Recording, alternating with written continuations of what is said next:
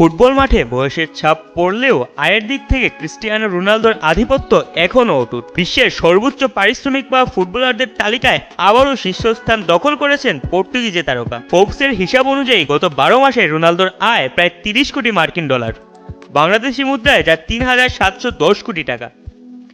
আল নাসেরের জার্সিতে খেলার পাশাপাশি বিভিন্ন বিজ্ঞাপন, স্পন্সরশিপ ও ব্যবসায়িক কর্মকাণ্ড থেকে বড় অঙ্কের অর্থ আয় করেছেন তিনি।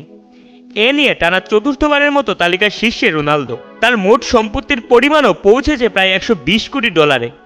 অর্থাৎ মাঠের সাফল্যের পাশাপাশি ব্যবসায়িক দিক থেকেও নিজেকে বিশ্বের অন্যতম ধনী ক্রীড়াবিদ হিসেবে প্রতিষ্ঠিত করেছেন তিনি।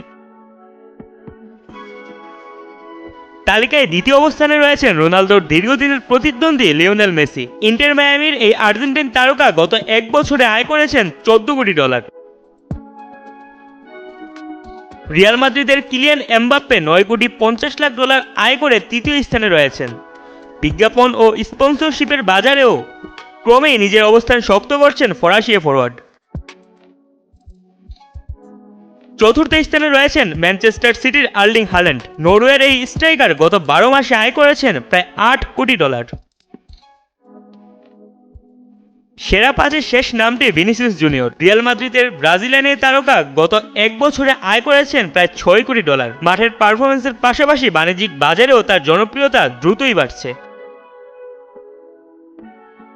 সব মিলিয়ে নতুন প্রজন্মের তারকারা আয়ের ব্যবধান কমানোর চেষ্টা করলেও আপাতত রোনালদোর সঙ্গে বাকিদের দূরত্ব বেশ বড়ই রয়ে গেছে। ইশতিয়াক রাতুল, দিগন্ত স্পোর্টস।